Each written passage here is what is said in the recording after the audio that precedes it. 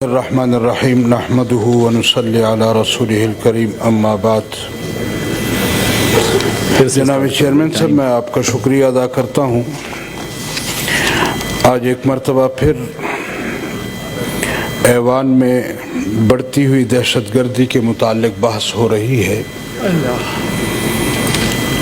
سمجھ نہیں آ رہا کہ ہم یہاں ایوان میں دہشت گردی کے واقعات اور اس کے اثرات پر بحث کرتے رہیں گے یا کوئی معاملے کا حل بھی سامنے آئے گا۔ جناب چیئرمین صاحب، دہشت گردی کے خلاف اقدامات کا مینڈیٹ بنیادی طور پر حکومت کے پاس ہوتا ہے اور حکومت ہمیشہ پارلیمنٹ کو آن بورڈ لیتی ہے، لیکن جس طرح مجھ سے پہلے فاضل ممبران نے مذاکرات میں یا کسی بھی حل کی طرف جانے سے پہلے پارلیمنٹ کو اعتماد میں نہیں لیا گیا۔ میرے خیال میں ہمیشہ ہماری حکومت کا وتیرہ یہ رہا ہے کہ وہ اپنے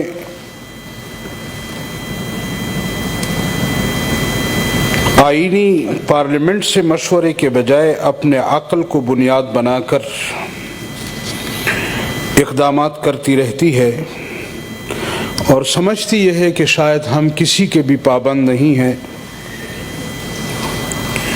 حالانکہ صورتحال یہ ہے کہ آج تک ان سے پٹرول اور چینے کی قیمتیں کنٹرول نہیں ہو رہی، تو ملک میں یہ لوگ دہشت گردی کو کیا کنٹرول کریں گے؟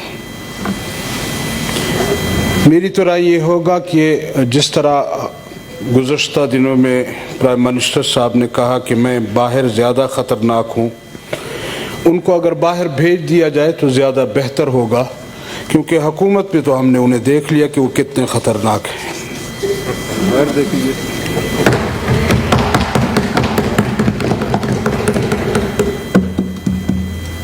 میں ایک گزارش کروں کہ دہشت گردی ملک میں ایک ناسور بن چکی ہے اور تقریباً ہر طرف سے دہشت گردی ہو رہی ہے،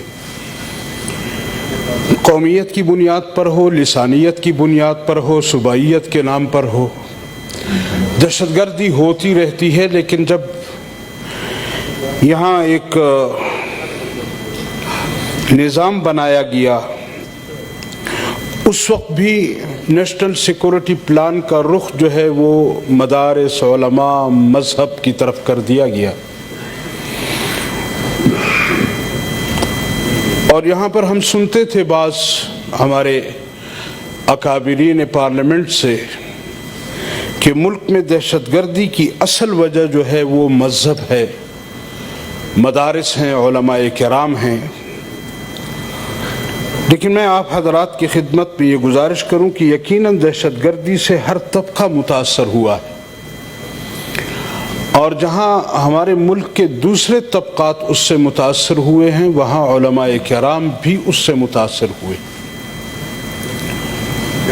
میں ذکر کروں، یہاں ہمارے پارلیمنٹ کے سینٹ کے ممبر تھے، ہمارے انتہائی محترم ڈاکٹر خالد محمود سومرو صاحب، جو دہشت گردی کے نظر ہوئے، شہید کیا گیا، مسجد میں شہید کیا گیا۔ آج ان کے قاتل گرفتار بھی ہو چکے ہیں، اقرار جرم بھی کر چکے ہیں، لیکن مسلسل عدالت جو ہے وہ لیت العال سے کام لے رہی ہے، اور آئے روز ان کے پیشی پہ پیشیاں ہو رہی ہیں، کوئی نتیجہ ابھی تک ہمارے سامنے نہیں آیا۔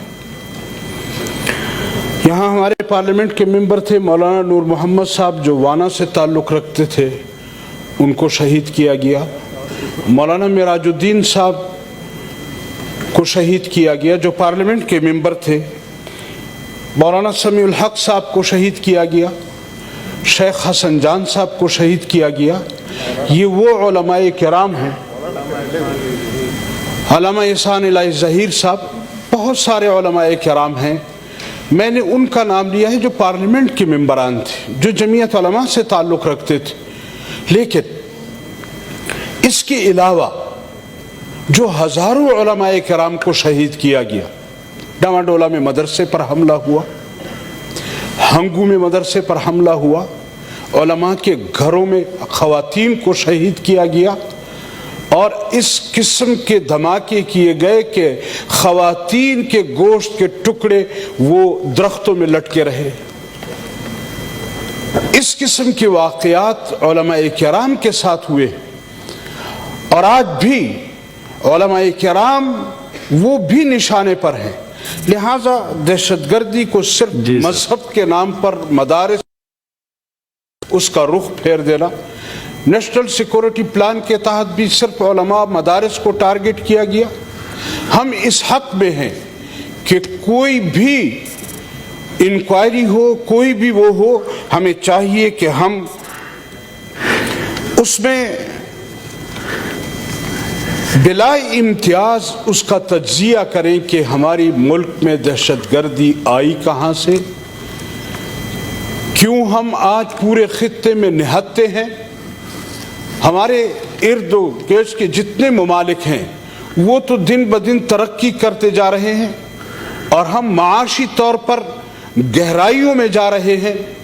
मेरे ख्याल में हमारे इस दहशतगर्दी में मुलव्वस होने या इस मुल्क को माशी तौर पर तबाह करने में हम अपने हुकूमत से गिला करेंगे कि उन्होंने वो रवैया, वो तरीका इख्तियार नहीं किया जो होना चाहिए। जी, पार्लियामेंट में हमें पार्लियामेंट की तरफ मुतवज्जे होना चाहिए।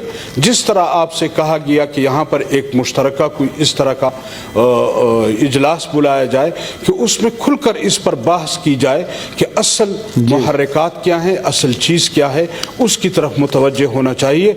अगर हम उस तरफ मुतवज्जे हों और हकीकत में हमने ये चाहा कि हम वाक़अतन इस चीज़ को ख़त्म करना चाहते हैं तो मेरे ख्याल में फिर शेख रशीद साहब को या किसी और को इतनी मुश्किल नहीं होगी।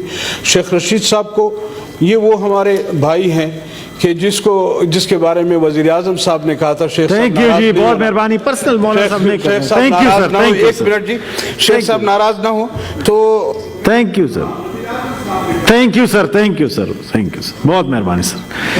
ऑलरेडी 2 घंटे हो चुके हैं, ढाई बल्कि 2.25 घंटे डिस्कशन होगी। अब मैं मिनिस्टर साहब से कहूंगा वो वाइंड अप करें please. Ji, honourable minister for interior please. Sir हो गए सर, मिनिस्टर साहब आपका ही है सर। Thank you sir. शुक्रिया जनाब चेयरमैन साहब। मुझे खुशी है कि सरकारी बेंचों पर भी दहशतगर्दी के खिलाफ एक कौमी सोच है और दहशतगर्दी की ये मजम्मत करते हैं के सर अपोजिशन से, और अपोजिशन के बेंचेस पे भी